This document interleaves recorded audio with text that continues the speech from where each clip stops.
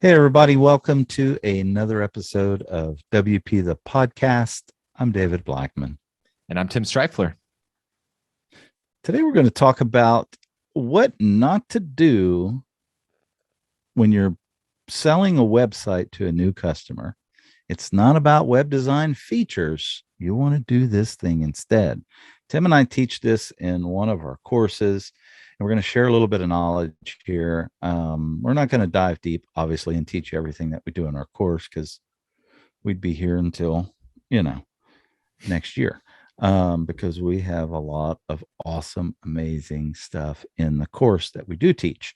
But one thing that I've noticed over the years with web designers is, especially if they're new web designers, and even if they're seasoned web professionals, some of them never really pick this information up. They think that the best thing to do when selling and closing a client is to impress them with the great graphic design and all of the bells and whistles on a website.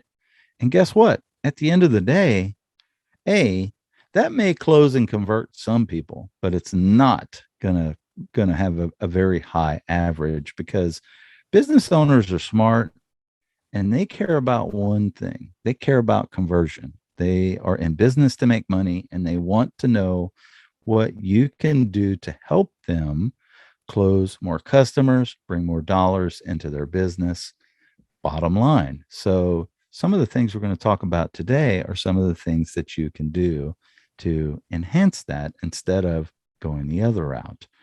I could talk all day, so I'm going to have to intentionally stop myself Yeah.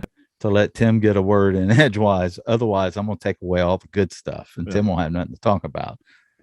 Yeah. So before we get to how to do that, I'm gonna talk about why. Obviously, David mentioned having being able to, if you're just selling features, you might convert some people. You're not going to convert everyone. Business owners are smart. So in addition to that, you're going to be able to be a lot more competitive against your competition. So, for example, if a business owner is getting 2, 3, 4, 5 bids for a new website, which they often do, if 4 out of the 5 are selling bells and whistles, features, design, right? a pretty website, and then you come along and you show them how your website that you build for them is going to help make them more money and help get them more phone calls, more leads, more sales, whatever it is, whatever the goal is of the website,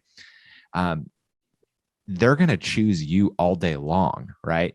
Because if they're comparing 5 different web designers and say you are selling features and bells and whistles and design and all that stuff, just like everyone else, well, then they're going to start looking at, okay, well, who's the cheapest and who has the best portfolio, the best design and stuff like that.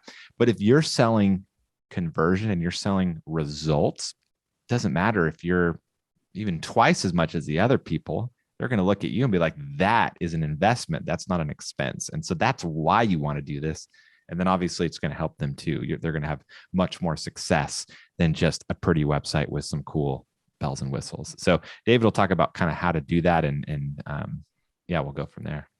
And I won't talk about specific steps that you want to take and stuff, although there are some things that you can do. But I really want to focus on the psychology behind it to kind of reinforce what Tim already started talking about. So, we'll use the same 5 people as an example. You got 4 of them that are out there, trying to impress them with their portfolio and their client base, and they may have landed one big whale and stuff, and or they may have landed a couple of big whales, for whatever reason. But I can guarantee you that if you can help this customer understand a few things on the psychological standpoint, and this isn't about you going in there and using psychology on them, you knowing and understanding at your core the value of this, what we're going to talk about, is going to be game changer for the business. And they're going to know it. They're going to know it because they will have gotten the four other people who have basically talked about the same thing. So sales is not a terribly difficult thing. You want to help them you want to help them understand the value of what it is that you can do for them. So site architecture is super duper important. It's not about just design. Design will help that, but you need to understand site architecture. What happens when a user comes to that website? What do you want them to do? You want to dictate all of that stuff. And that really matters. You want to completely understand the goal of the business. Well, if the business is to get phone calls because they want to schedule appointments, if the business is to make sales right on the website, all of this stuff matters.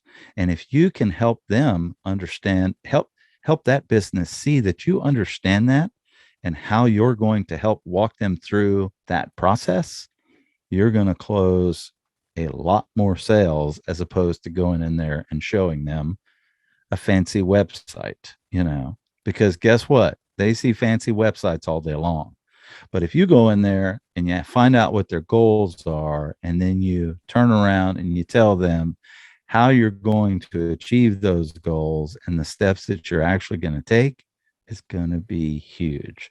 So Tim and I have a course, that teach web design professionals how to go from 0 to 6 figures a year in revenue. And this is probably the meatiest part of our course. It's the part of our course where a lot of our students have really, really gotten a lot of value from it and stuff. And Tim and I will do role playing. We'll walk you through the process and stuff. And it's really, really good. I feel like I'm staticky right now for some reason. All of a sudden my mic started going staticky, but I apologize. Maybe it's super excited about this stuff. Yeah. Or maybe I'm just talking too much. Yeah. No, I completely agree, David. That's awesome. One thing I'll add, kind of a side benefit of selling this way and kind of building websites this way instead of building pretty websites with cool features, is when you present the website to the client, they're not going to be nitpicking all the little details, right? When you present a pretty website with a lot of cool features, they're looking at every single little design, every single little piece of functionality, and they're nitpicking and they're wanting this to change and change this and blah, blah, blah, because they're essentially critiquing a work of art, right? But if you are creating websites based on their goals and you're selling results instead of bells and whistles and design, well, then when you present it to the client and say, hey, because you told me that your main goal is that you want to get more people filling out your lead form and getting in your CRM, we built everything towards that goal right there. And you walk them through and you show them that, this is here for this reason. And you can see it points them here and blah, blah, blah. They're going to be like, wow, that's amazing. I could see how that would accomplish my goals. I can't wait to get this thing live. They're not going to be saying, well, I really think this button here should be bigger, or I really think that you should have had a better stock image or whatever, because that stuff doesn't matter. What matters is conversions and results. That's right. And if you're watching on YouTube, you'll have to come over and see the little dance that I did for, representing that. We want more YouTube watchers, by golly. So come subscribe to our YouTube channel, like our video, comment. It helps people find us. More people find our awesome WordPress podcast. All right. Tomorrow we're going to talk about, should you add social media login options for your WordPress website? Tim, until tomorrow, we'll see you then. Take care. Bye-bye.